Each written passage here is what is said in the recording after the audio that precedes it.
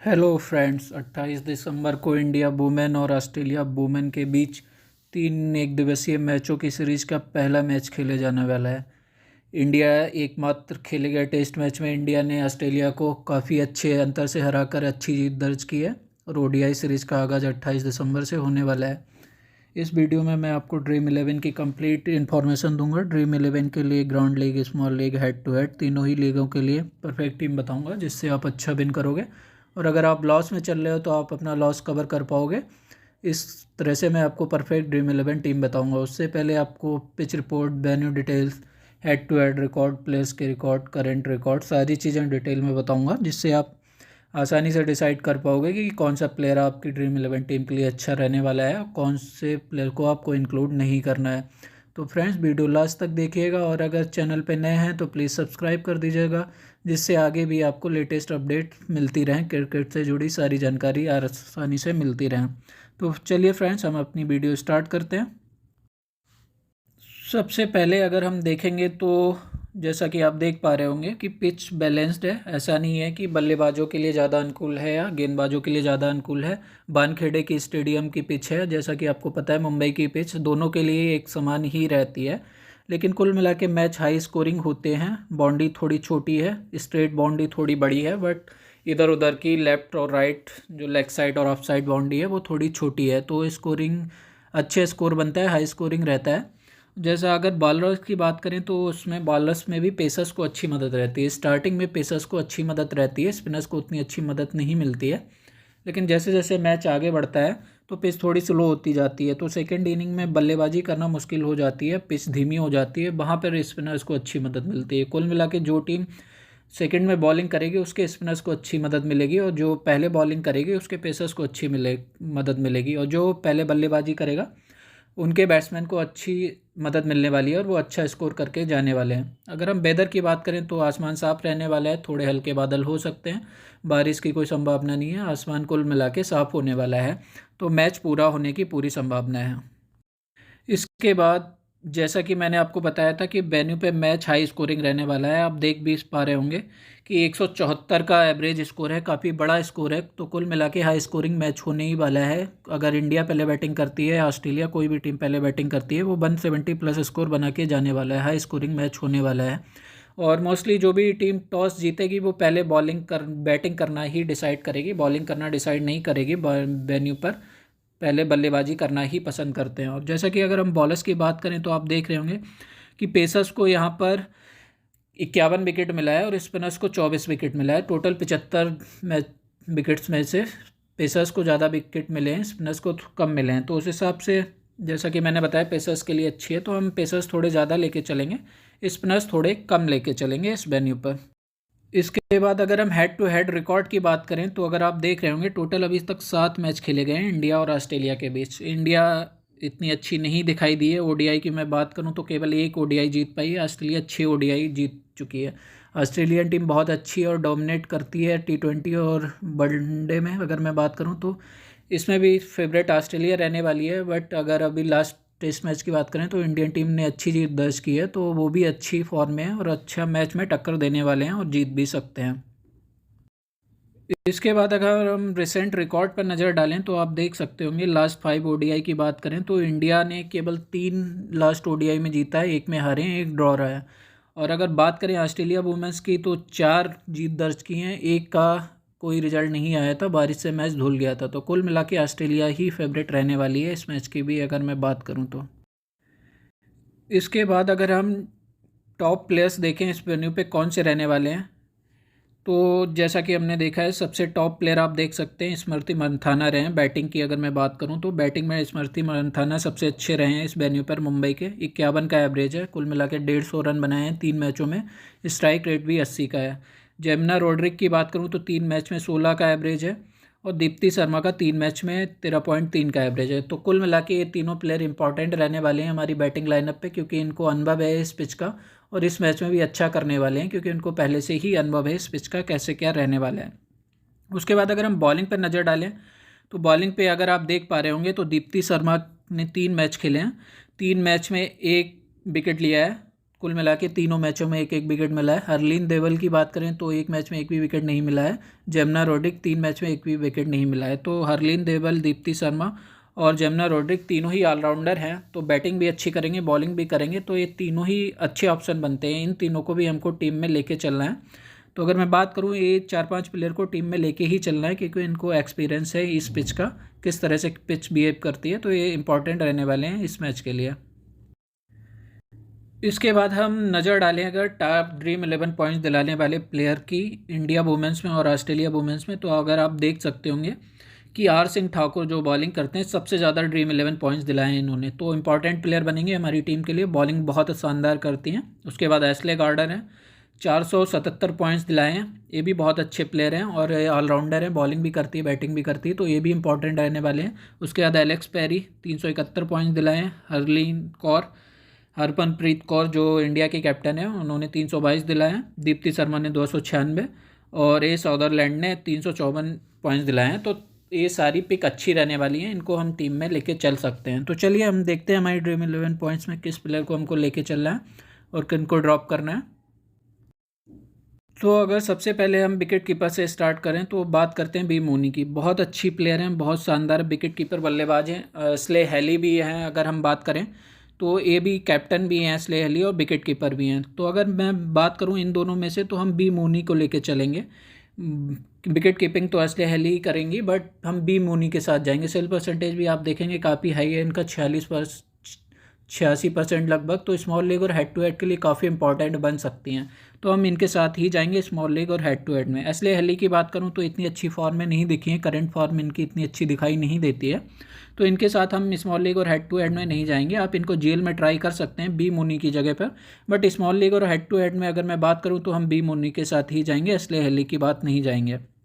एस्के भाटिका की बात करूं तो विकेट कीपर बल्लेबाज हैं, लेकिन करंट फॉर्म इनकी काफ़ी अच्छी नहीं रही है, और ऋचा घोष भी सेम वही चीज़ है, दोनों की ही करंट फॉर्म अच्छी दिखाई नहीं दी है, ना ही पिछले टेस्ट मैचों में अच्छे दिखाई दिए हैं। अगर दोनों में से कोई खेलता भी है तब भी इनकी करंट फॉर्म इतनी अच्छी नहीं है कि हम इनके साथ जाएँ, और कल के मैच के लिए भी काफ़ी इंपॉर्टेंट नहीं रहने वाली हैं। जैसे कि मैंने आपको बेन न्यू के बारे में भी बताया था, वहाँ का भी इनको अनुभव नहीं है दोनों को, तो इनको हम ड्रीम 11 में ड्रॉप करके चलेंगे। स्मॉल लीग और हेड टू हेड के लिए इंपॉर्टेंट नहीं बनती हैं। जीएल में आप ट्राई कर सकते हैं रिस्क प्लेयर के तौर पर, किसकी जगह ट्राई करेंगे वो लास्ट में मैं बता दूंगा, बट स्मॉल लीग और हेड टू हेड के लिए इन दोनों ही इंपॉर्टेंट नहीं बनती हैं, इनको हम ड्रॉप करके ही चलेंगे। तो विकेट कीपर से हम केवल बी मोनी के साथ जाएंगे। इसके बाद अगर हम बल्लेबाजों में बात करें तो बल्लेबाजों की सबसे पहले अगर हम एलेक्स पेरी की बात करते हैं, बहुत ही शानदार बल्लेबाज हैं भैया, ऑस्ट्रेलिया की ओपनर, बहुत ही शानदार बल्लेबाजी में सेल परसेंटेज आप देखेंगे लगभग 91% का, लगभग हर टीम में आपको मिलेंगी। तो स्मॉल लीग और हेड टू हेड के लिए तो इंपॉर्टेंट बनती ही हैं, और अगर करेंट फॉर्म देखें तो उसमें भी बंदी बहुत शानदार खेल रही है, बहुत अच्छा खेल रही है, कल भी बहुत अच्छा करने वाली है। 40+ स्कोर मार के जा सकती है आराम से, या 50+ स्कोर भी कर सकती है आराम से इस मैच के लिए, तो इसमें आप ड्रॉप मत कीजिएगा, इनके साथ ही जाना है स्मॉल लीग और हेड टू हेड में। हरमनप्रीत कौर की बात करें, इंडियन कैप्टन है, और इनका सेल परसेंटेज आप देख रहे होंगे 70% है। करंट फॉर्म भी इनकी अच्छी है, एवरेज है, लेकिन सबसे ज़्यादा अनुभव है इनको मुंबई से खेलने का, आईपीएल में भी मुंबई की टीम से खेलते हैं। तो अगर मैं बात करूँ, बहुत ही इंपॉर्टेंट प्लेयर बनती हैं इस मैच के लिए, क्योंकि मुंबई का पूरा अनुभव है इनको, तो इनके साथ जाना ही जाना है हमको, तीनों ही लीगों में इनको ड्रॉप करके नहीं चलना है। स्मृति मंथाना की बात करूं, जैसा कि मैंने आपको रिकॉर्ड में दिखाया था, तो 3 मैचों में स्मृति मंदाना ने 150 का स्कोर किया है, बहुत ही शानदार बल्लेबाजी की है। अगर मैं मुंबई के ग्राउंड की बात करूं तो यहाँ का बहुत अनुभव है, और बहुत इंपॉर्टेंट प्लेयर बनती हैं, ओपन भी करती हैं। कल के मैच में भी बंदी 50+ स्कोर करके जा सकती है, तो हम इसके साथ ही जाएंगे, तीनों ही लीगों में ड्रॉप नहीं करना है। जमुना रोड्रिक की बात करूं, बहुत शानदार बल्लेबाज हैं, मध्य क्रम की, अच्छी फॉर्म में है, सेल परसेंटेज 50 के करीब है, टेस्ट मैच में भी अच्छा किया था। अगर मैं बात करूं इस मैच में बल्लेबाजी से अच्छा करने वाली है। बाकी दूसरा एडवांटेज ये है कि पार्ट टाइम बॉलर भी है, वहाँ से भी 1-2 विकेट लेके जा सकती हैं, तो ये भी इंपॉर्टेंट बनती हैं हमारे लिए, तो इनको साथ ही जाएंगे हम, इनको ड्रॉप नहीं करेंगे, इनके साथ ही हमको जाना है। उसके बाद अगर मैं शेफाली वर्मा की बात करूं तो शेफाली वर्मा की करंट फॉर्म इतनी अच्छी नहीं दिखी है, ना ही इनको यहाँ का पिच का इतना अनुभव है, ना ही बल्लेबाजी में इतना अच्छा दिखाई दे रही हैं, तो हम इनको ड्रॉप करके चलेंगे। आप जीएल में ट्राई कर सकते हैं, बट स्मॉल लीग और हेड टू हेड में इनके साथ नहीं जाएंगे। उसके बाद एस देओल की बात करें तो इनकी करंट फॉर्म भी बहुत ही ख़राब है, ज़्यादा अनुभव भी नहीं है, नए प्लेयर हैं। अगर आप देखेंगे केवल 3% सेल परसेंटेज है, तो इनको हम तीनों ही लीगों में ड्रॉप करके चलेंगे। इसके बाद अगर हम ऑलराउंडर्स पे देखें तो ऑलराउंडर सबसे पहले ए गार्डनर की बात करूं, भाई बहुत ही शानदार बंदी है, बहुत अच्छा खेलती है। अगर मैं बात करूं तो दोनों ही टीमों में सबसे शानदार प्लेयर ए गार्डनर ही है। अच्छी बॉलिंग करती है, अच्छी बैटिंग करती है, तो ये हमारे कैप्टन वाइस कैप्टन का भी कैंडिडेट रहने वाला है। करेंट फॉर्म भी बंदी की बहुत शानदार है, तो इसको तीनों ही लीगों में लेके चलना है, ड्रॉप नहीं करना है। दीप्ति शर्मा की बात करूं, जैसा कि मैंने आपको रिकॉर्ड में दिखाया था कि बल्लेबाजी में भी इनको अनुभव है मुंबई की पिच का, और बॉलिंग में भी अनुभव है, तो कल काफ़ी अच्छा करके जा सकती हैं। 40-50 रन भी मार सकती हैं, बाकी 2+ विकेट लेके भी जा सकती हैं। तो इम्पॉर्टेंट बनती है हमारी तीनों ही लीगों के लिए, इनके साथ ही जाना है हमको। इसके बाद हम टी मैकग्राथ की बात करें तो भाई टेस्ट में बहुत शानदार फॉर्म में है, बहुत अच्छी बल्लेबाजी की थी टेस्ट में, अकेले ही पूरी ऑस्ट्रेलियन टीम को संभाला था बल्लेबाजी में, और बॉलिंग भी कर सकती है बंदी। तो दोनों ही तरफ से इंपॉर्टेंट बनती है। हमारी सेल परसेंटेज भी आप देखेंगे बहुत ज़्यादा हाई है, तो इंपॉर्टेंट बनती है हमारी तीनों ही लीगों के लिए। तीनों ही लीगों में हम इसके साथ जाएंगे। उसके बाद अगर हम पी बस्त्राकर की बात करें तो अच्छी फॉर्म में दिखाई दे रही हैं, लेकिन अगर मैं बात करूं तो आप इनके साथ मत जाइए इस मैच में, आप इनको ड्रॉप करके चलिए, क्योंकि कुछ खास नहीं करने वाली। सेल परसेंटेज हाई है 55%, फिर भी ये कुछ खास नहीं करने वाली है, मैं आपको बता दूं, ना ही बल्लेबाजी में ना गेंदबाजी में। तो हम इनको ड्रॉप करके चलेंगे, इनके टीम में नहीं जाएंगे। सदरलैंड की बात करूं, भले सेल परसेंटेज इनका बहुत कम हो, बहुत सी लोग आपको बोलेंगे ड्रॉप करने के, लेकिन मैं बता दूं कल बंदी बहुत अच्छा खेलने वाली है, बहुत अच्छा करने वाली है। इस बंदी को कल ड्रॉप करके मत चलिएगा, काफ़ी अच्छा 40-50 रन भी करने वाली है, 2-3 विकेट लेके भी जाने वाली है, और इसको मुंबई की पिच का बहुत अनुभव भी है। इसका अकॉर्डिंग भी हमको इसके साथ ही जाना है। सेल परसेंटेज पे मत जाइएगा आप, इसके साथ ही हमको जाना है। उसके बाद कोई भी ऑलराउंडर नहीं बचता है जो इम्पोर्टेंट रहे कल के मैच के लिए। उसके बाद अगर हम बॉलर्स पे देखें तो बॉलर्स में सबसे पहले हम बात करते हैं मिस्कट की। अच्छी बॉलर हैं, अच्छी गेंदबाजी करती हैं। तो अगर मैं बात करूं इनके साथ जाने की, कल के मैच की करंट फॉर्म बंदी की अच्छी है, अच्छा दिखाई दे रही। सेल परसेंटेज एवरेज है, कई टीमों में आपको मिलेगी, कई टीमों में नहीं मिलेगी, बट मैं आपको बता दूं कि इसको आप ड्रॉप मत कीजिएगा। ये भी बंदा काफ़ी अच्छी करने वाली है, 3+ विकेट लेके जाने वाली है कल के मैच में, अच्छी गेंदबाजी करने वाली है। तो तीनों ही लीगों में हम इसके साथ जाएंगे।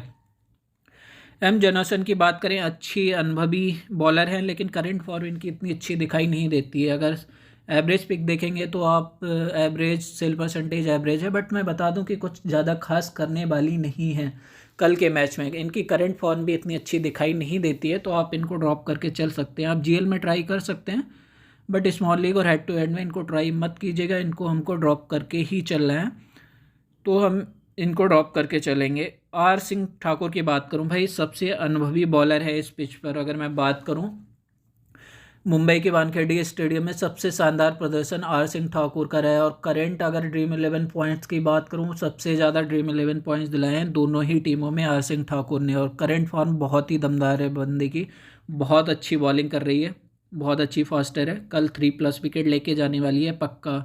इसको हम कैप्टन वाइस कैप्टन भी करके चल सकते हैं, तो इसको आप भूल कर भी ड्रॉप मत कीजिएगा किसी भी लीग में। एक किंग की बात करूँ, नए प्लेयर हैं, शायद इनको खेलने का मौका नहीं मिलेगा, अगर खेलती भी हैं तब भी इम्पोर्टेंट नहीं बनती हैं। उसके बाद डी ब्राउन की बात करूँ, इनकी भी इम्पोर्टेंस नहीं बनती, इनको हम ड्रॉप करके ही चलेंगे। तो फ्रेंड्स 11 प्लेयर हमारे हो गए हैं, बाकी हम किसी को नहीं लेके चल रहे हैं।